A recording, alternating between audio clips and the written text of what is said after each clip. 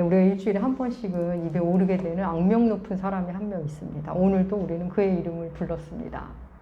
예배 시간마다 불려지는 그런 이름입니다. 바로 폰티우스 필라티우스, 본디오 빌라도입니다. 본디오 빌라도에게 고난을 받아 십자가에 못 박혀 죽으시고 그렇습니다. 사도신경에 들어있는 그의 이름을 매 주일마다 전 세계에서 예배가 열릴 때마다 그의 이름을 불려지는 아주 불명예스러운 이름입니다. 오늘은 바로 그 빌라도의 법정에 서신 예수님을 함께 만나보고자 합니다. 우리는 2주 전에 가야바 법정에 서신 예수를 함께 살펴보았습니다. 창조를 주로 심판하는 인간과 인간의 그 피고인석, 인간 법정의 피고인석으로 계신 창조주 하나님, 그 모습을 보면서 우리도 오늘날도 우리만의 가야바 법정을 열어서 하나님이 허락하신 사건들, 하나님이 보내주신 사람, 심지어는 하나님까지 피고인석에 세워놓고 법정을 우리만의 법정을 연다는 것, 죄인 만든다는 것에 대해서 함께 살펴보았습니다. 가야바 법정은 예수님께 사형을 언도했지만 그들은 예수님께 사형을 집행할 수는 없는 상태입니다. 로마 식민 통치 상황이라 공개 처형은 그들이 할 수 있는 영역이 아니었습니다. 그래서 예수님을 정치 재판으로 넘깁니다. 종교 재판이었던 가야바 법정에서 정치 재판인 빌라도 법정으로 주님이 넘겨지시는 겁니다. 가야바 법정에서 밤새도록 주님은 시달렸을 텐데 이제 관정으로 끌려가십니다. 그 법정의 피고인은 나사렛 예수, 재판장은 본디오 빌라도. 피고인 예수의 죄목은 누가복음에 의하면 그들이 고발한 죄목은 백성을 미혹하고 가이사에게 세금 바치는 것을 금하고 자칭 왕 그리스도라 했다는 것. 그게 죄목입니다. 지금 예수 그리스도와 본디오 빌라도가 마주하고 있습니다. 여러분, 빌라도는 당시 총독으로 로마 황제를 대리하며 그 자리에 서 있는 겁니다. 당시 총독의 힘은 어마어마했습니다. 사면이나 사형 집행은 물론이거니와 유대인들의 대제사장까지 임명하는 그런 권한까지 갖고 있었던 겁니다. 유대 땅의 실질적 권력자로서 지금 이 재판장의 왕으로 서 있는 겁니다. 그렇습니다. 주님과 빌라도가 함께 서 있습니다. 두 명의 왕이 마주하고 있는 겁니다. 세상의 왕과 하나님 나라의 왕이 지금 마주하고 있습니다. 빌라도가 주님께 묻습니다. 당신이 유대인의 왕이요? 그 물음에 주님이 네 말이 옳도다 답하십니다. 그러자 곁에 있던 대제사장들이 이런저런 말로 또 주님을 막 고발합니다. 그러다 빌라도가 주님께 또 묻습니다. 왜 아무 말이 없는 것이오? 사람들이 당신을 얼마나 많은 말로 고발하는지 한번 들어보시오. 하지만 주님은 아무 말이 없으십니다. 아무 말 없이 침묵으로 일관하는 주님의 모습을 보며 빌라도가 놀랍게 여깁니다. 꼭두새벽부터 재판을 하게 된 빌라도는 예수를 그저 종교 망상 환자로 아마 생각했을 겁니다. 그가 주님께 물었습니다. 당신이 유대인의 왕이요. 여러분, 그 당시에 유대 땅의 왕이 누구입니까? 로마 황제입니다. 로마의 식민 통치를 받았기 때문에 로마 황제가 유대의 왕으로 되어 있습니다. 로마 황제는 당시 단순한 왕이 아니라 제국을 통치하는 신의 아들로 지칭되는 사람이었습니다. 그런데 유대에 다른 왕이 있다? 이것은 로마 정권에 저항하는 일이고 사안에 따라 사형을 당할 수도 있는 일입니다.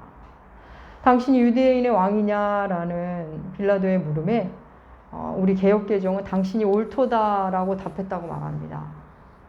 참 이 번역이 너무나 아쉬운 번역입니다. 새 번역은 당신이 그렇게 말하였소 이렇게 번역하고 있고 공동 번역은 그것은 너의 말이다 이렇게 번역합니다.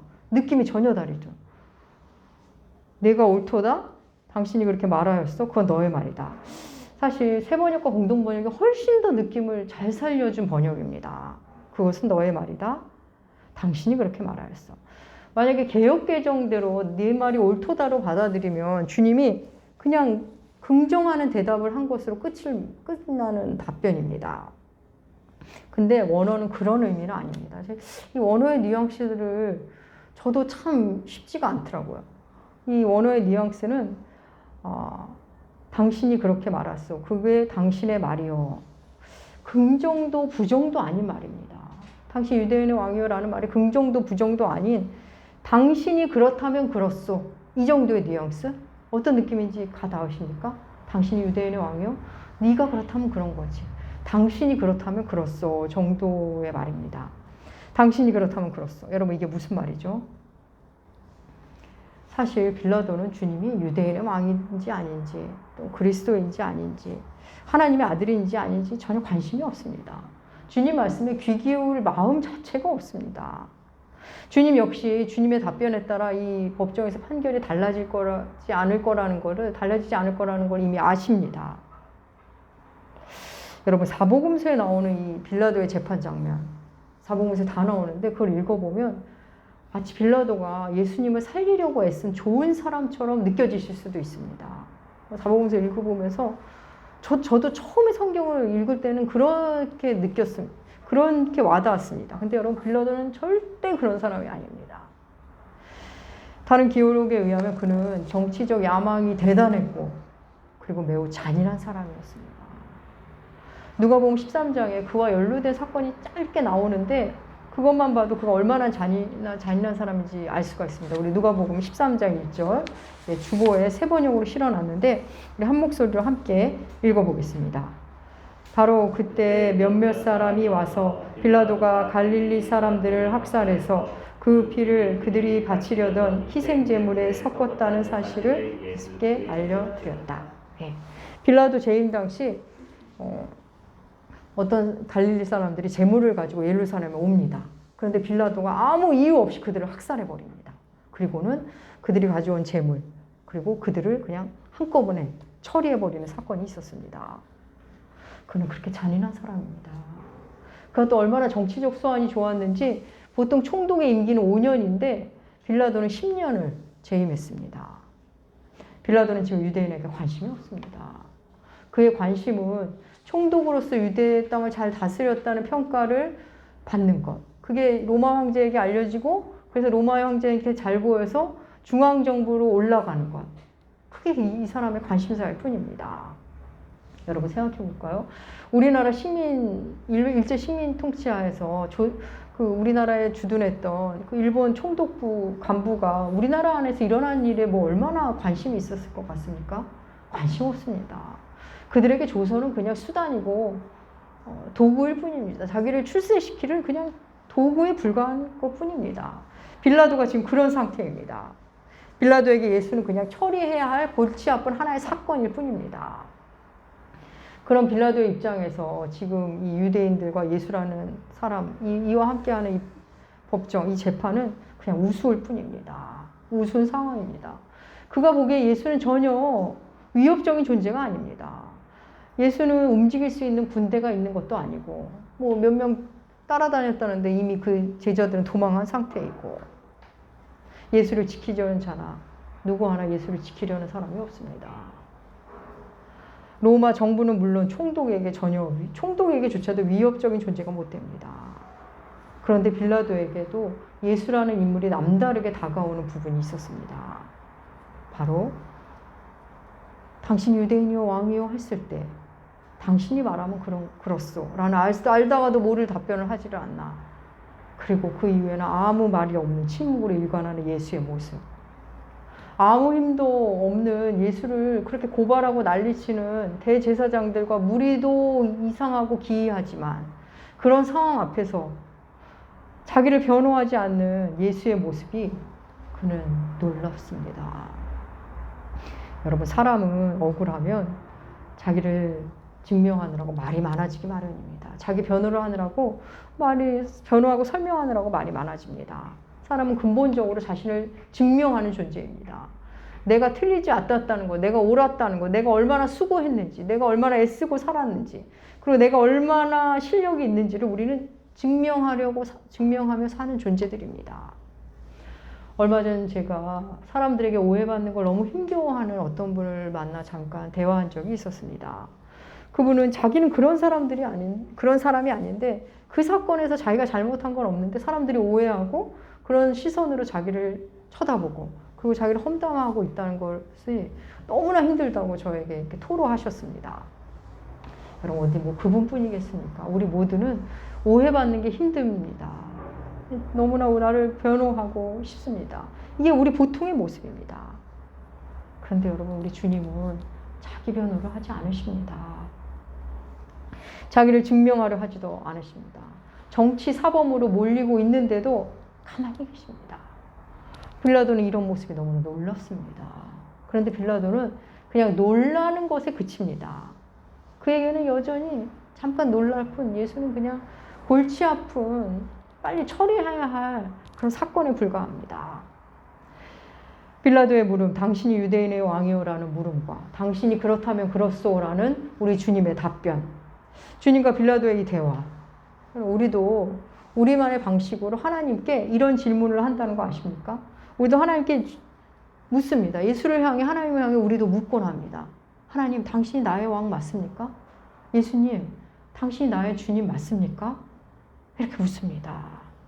사실 예수를 왕으로 모셔본 적도 없으면서 하나님을 나의 주인이라고 생각하고 그렇게 살지도 않으면서 그렇게 묻는 겁니다. 우리의 그 물음에 하나님이 빌라도에게 하셨던 것처럼 말씀하십니다. 네가 나를 왕으로 삼으면 나는 너의 왕이다. 네가 나를 주인으로 생각하면 나는 너의 주인이지. 너의 말이 그렇다면 그런 거야. 네가 그렇게 생각하면 그거야. 이렇게 답변해 주십니다. 사랑하는 여러분, 하나님은 만왕의 왕이시고 만주의 주이십니다. 하지만 하나님을 왕으로 모신 자에게만 왕이시고 하나님을 주인으로 모신 자에게만 참된 주인이 되십니다. 하나님을 왕으로 생각하지도 않으면서 하나님을 주인으로 삼지도 않으면서 그저 묻기만 하는 사람에게는 하나님은 왕도 주인도 아닙니다. 그냥 껄끄럽고 불편한 존재일 뿐입니다. 빌라도와 주님과의 대화 장면을 보면 빌라도는 주님께 묻고 주님의 말을 듣지 않습니다. 들었다면 이런 반응을 보일 수 없을 겁니다. 그냥 주님께 묻기만 하고 제사장과 무리들의 말을 듣습니다. 주님의 대답에는 관심이 없습니다. 사랑하는 여러분, 우리도 하나님께 뭔가 묻기는 하는데 답답해서 하나님께 따지기도 하는데 하나님의 답변을 듣지 않을 때가 너무나 많습니다. 하나님이 말씀을 하시면 무슨 의미인지 알려 하지도 않습니다. 하시는 말씀은 듣지 않고 어서 당신 변호 좀 해보라고, 당신 나한테 할 말 있으면 해보라고 따집니다. 당신이 왜 나를 이렇게 힘들게 하는지, 왜 나를 고난으로 몰아가는지, 왜 이 고난에서 꺼내주지 않는지 빨리 설명이나 해보라고 주님을 추궁하기만 합니다. 여러분, 주님은 친히 말씀하실 뿐 아니라 만물을 통해, 교회를 통해, 말씀을 통해 우리에게 답을 주셨는데 우리가 그 답을 듣지 않는 겁니다. 우리가 주님을 향해 그렇게 따지고 들 때, 어서 변호해 보시라고 할 때 주님은 우리에게 어떻게 하는지 아십니까? 침묵하십니다. 하나님은 침묵하시고, 그 침묵은 하나님이 정말 침묵하셔서 침묵인 그런 침묵일 수도 있고 그럴 수도 있지만, 하나님이 이미 들려주시고 있는데 들려주시는 말씀은 안 듣고 내가 듣고 싶은 말만, 다른 말 답을 기다리기 때문에 침묵으로 느껴질 수도 있는 그런 침묵인 겁니다. 여러분, 우리는 세상에서 이해하기 어려운 힘든 일 앞에서 주님께 묻습니다. 하나님, 말 좀 해보시라고. 당신이 하나님이라면 그때 왜 가만히 있었는지 말 좀 해보라고, 변호라도 해보라고, 무슨 말이라도 해보라고, 변명이라도 좋으니 당신 좀 변호하라고 요구하지만 하나님은 아무 말이 없으십니다. 하나님은 자기를 변호하거나 변명하는 분이 아니기 때문입니다. 하나님은 이미 여러 통로를 통해 우리에게 자신을 드러내셨습니다. 자연을 통해, 역사를 통해, 성경을 통해, 예수를 통해 자신을 드러내셨습니다. 그런데 우리는 하나님께 전혀 관심을 두지 않다가, 하나님이 어떤 분인지 알려 하지도 않다가 나에게 어떤 일이 터지면 그때서 부랴부랴 법정을 엽니다. 빌라도의 법정을 여는 겁니다. 그래서 하나님께 먼저 말 좀 해보라고 추궁합니다. 사랑하는 여러분, 태초부터 계신 하나님, 만물을 창조하신 하나님이 우리에게 무슨 자신을 변호할 일이 뭐가 있겠습니까? 하나님은 시간 속에서 다만 말씀하십니다. 내가 너를 사랑한다.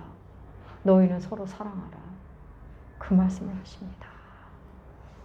그렇습니다. 당신이 나의 하나님 맞습니까? 라는 물음에 주님은 네가 나를 왕으로 받아들였다면 나는 너의 왕이지. 네가 나를 주인으로 생각할 때 그때 나는 너의 주인이다. 말씀하십니다. 하나님 우리에게 자기 변호 안 하십니다. 그러면 진리는 우리를 향해 설득하지 않습니다. 진리는 그냥 선포되는 겁니다. 진리는 자신이 진리라면서 설득하는 그건 이미 진리가 아닙니다. 우리가 어쨌든 하나님 앞에 하나님 당신 나의 하나님 맞습니까? 나의 주님 맞습니까? 묻고 묻다 보면 우리는 알게 됩니다. 당신 나의 하나님 맞습니까? 이 질문은 하나님께 할 게 아니라 나 자신에게 해야 될 질문이라는 걸 알게 됩니다. 하나님이 나의 하나님 맞나? 하나님이 과연 나는 과연 하나님을 주인으로 모시며 살고 있는가? 나 자신에게 묻게 됩니다. 그렇습니다. 그건 바로 하나님이 우리에게 되물으시기 때문입니다. 하나님 우리에게 되물습니다. 너의 왕은 무엇이니? 너의 주인은 누구이니? 주님은 오히려 우리에게 되물으십니다. 사랑하는 여러분, 자신을 변호하지 않는 하나님께서 변호하는 일이 있습니다. 변호하기를 주저하지 않는 일이 두 가지 영역이 있습니다. 두 가지 방향에서 변호를 하시는데, 먼저는 성자 예수께서 성부 하나님께 우리를 변호해 주십니다. 하나님의 진노를 쌓고 있는 우리들, 하나님만 원망하며 살고 있는 우리를 예수께서 친히 변호해 주십니다. 하나님 아버지, 저 아이는 내가 십자가로 내 피값으로 산 아이입니다. 저 아이는 아직 상처가 많아서 그렇습니다. 저 아이는 지금 자기가 하는 일이 뭔지 모르기 때문입니다. 라면서 우리를 계속 변호해 주고 계십니다. 하나님 저들을 용서하여 주시옵소서. 그렇게 우리를 변호해 주시는 분이 우리의 주님이십니다. 그리고 하나님께 하는 변호 말고 또 다른 변호는 우리 사이에서 주님이 변호를 해 주십니다. 우리 인간관계 사이에서 주님이 서슴없이 변호를 해 주십니다. 여러분, 우리가 예수를 주 구주로 영접하고 예수의 마음이 내 안에 점점 자라가기 시작하면 사람에 대한 이해의 폭이 넓어집니다. 심리학이 말하는 그런 학문적 이해가 아니라 그냥 곁에 있는 사람을 품고 안아주고 수용하는 그런 관용이 생깁니다. 그런 이해입니다. 왜 그럴까요? 주님이 우리 사이에서 자꾸 사람을 변호해 주시기 때문입니다. 내가 힘들어하는 사람, 받아들이기 힘들어하는 어떤 사람, 뭐 배우자일 수도 있고 친구일 수도 있고 직장 동료, 부모님, 뭐 교우일 수도 있겠죠. 내가 받아들이기 힘들어하는 사람인데 자꾸 주님이 변호해 주십니다. 네 남편이 지금 힘들어서 그래. 네 아내도 지금 많이 지쳐서 그렇단다. 네 친구 그쪽에 상처가 많아. 네 선배 그 자리 가면 원래 힘들단다. 네 사장도 지금 힘들어서 저러는 거야. 두려워서 저러는 거야. 너희 부모님 지금 네가 이해가 안 가지만 언젠가 이해할 날이 올 거다. 주께서 자꾸 사람을 변호해 주십니다. 내가 힘들어하는 사람, 괴로워하는 그 사람을 변호해 주시는 겁니다. 하나님이 우리에게 이렇게 변호해 주시는 걸 자꾸 기울이다 보면 우리는 사람을 정죄하는 일이 점점 줄어듭니다. 저 사람 왜 저래? 저렇게 살면 안 돼. 이런 생각이 없어지고, 그럴 수 있겠구나. 저 사람이 좀 그런 게 약하구나. 저 사람에게는 이게 힘들구나. 하면서 그를 수용하지 정죄하는 일이 점점 없어지게 됩니다. 또 더욱이 하나님은 다른 사람을 나에게 변호해 주셨듯이 나를 또 타인에게 변호해 주십니다. 그분이 우리의 하나님이십니다. 그렇게 누군가를 향해 정죄하는 일이 점점 줄고 힘든 사람을 보면 저 사람 이유가 있겠지. 저 사람 기질이 그런가 봐. 그러면서 주님의 변호에 고개를 끄덕이고 그러면서 마음을 잘 정리하다 보면 어느새 우리도 그 사람의 변호인이 되어갑니다. 제 아내가 좀 그래요. 제 남편이 그걸 잘 못해요. 제 친구가 그 부분이 약해요. 우리 부모님이 상처가 있으셔서 그래요. 그래서 내가 변호인이 되어갑니다. 그러고 나면 또 어떤 일로 이어지는지 아십니까? 우리는 나에 대한 변호를 자꾸 덜 하기 시작합니다. 물론 사과하고 용서를 구하는 일을 해야 합니다. 그런데 이런저런 변명조의 말을 안 하기 시작합니다. 내가 내 스스로를 변호하면 하나님의 변호를 받을 수 없다는 것을 삶에서 만나기 때문입니다. 사랑하는 여러분, 하나님은 결코 자기 변호를 하지 않으십니다. 다만 성경과 역사와 자연 만물을 통해 자신을 드러내시고 설명하고 그 사랑을 우리에게 전하실 뿐입니다. 그 하나님은 우리에게도 너를 변호하려고 너무 그렇게 애쓰지 마라 이렇게 말씀하십니다. 내가 너를 다 안단다. 네가 나를 왕 삼으면, 네가 나를 주인 삼으면 내가 다 책임진단다. 그 말씀을 하십니다. 사랑하는 여러분, 그 하나님을 왕으로 삼으시길 바랍니다. 그 하나님을 주인으로 삼으시기 바랍니다. 네, 이럴 때 아멘 하시면 너무 좋겠죠. 감사합니다. 그럼 하나님은 우리를 통치하시고 우리를 친히 책임져 주십니다. 우리의 억울한 일을 기어이 주님이 밝혀주시고 드러내 주십니다. 빌라도 법정은 예수님을 골치 아파한 법정입니다. 궁금해하지도 않으면서 진실에 관심도 없으면서 진리가 뭔지 알고 싶지도 않으면서 예수를 피고인석에 세운 법정입니다. 그래서 사람의 눈치를 보고 사람의 인기와 그리고 실리를 추구하는 법정. 자신이 왕이 되어 만왕의 왕을 처리한 법정. 자신이 재판관이 돼서 만물의 재판관이신 주님을 처리한 법정입니다. 그 법정에 어떻게 주님을 처리하는지는 우리가 다음 주에 함께 살펴보게 될 겁니다. 여러분, 빌라도 법정에서 자기 변호를 하지 않으신 그 주님이 지금도 하나님 보좌 우편에서 우리를 변호하십니다. 자신의 십자가로 우리를 변호하십니다. 우리가 이 땅의 삶을 마감하는 그 순간까지, 죽기 직전까지 예수님은 우리를 변호하실 겁니다. 성부 하나님 앞에 이 아이를 용서해달라고. 주님의 그 변호가 있기 때문에 우리는 아무리 큰 죄를 져도, 어마어마하게 큰 죄를 져도 다시 주님 앞에, 다시 예배의 자리 앞에 나올 수 있는 겁니다. 또한 주님은 우리로 서로 사랑할 수 있도록, 서로 용납할 수 있도록 우리 사이에 거하시면서 우리를 변호해 주십니다. 여러분, 성령님의 그 변호에 기울이시기 바랍니다. 그 주의 변호를 수용하면 사람이 훨씬 쉬워집니다. 사랑하는 남은교회 교우 여러분, 사순절이 시작되었습니다. 이 사순절 기간 우리를 위해 하늘에서도 땅에서도 변호하기를 힘쓰시는 주님을 깊이 묵상하시기 바랍니다.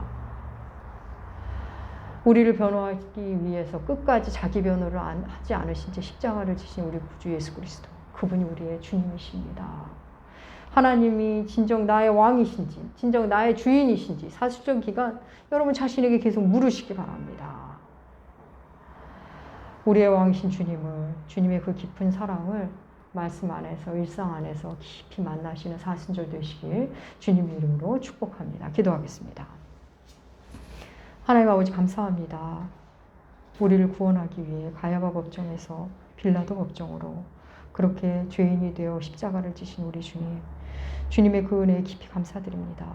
주님만이 우리의 왕이시고 주님만이 우리의 주인이심을 우리의 삶으로, 우리의 존재로 고백하며 살게 하옵소서. 감사드리며 존귀하신 예수님의 이름으로 기도합니다. 아멘.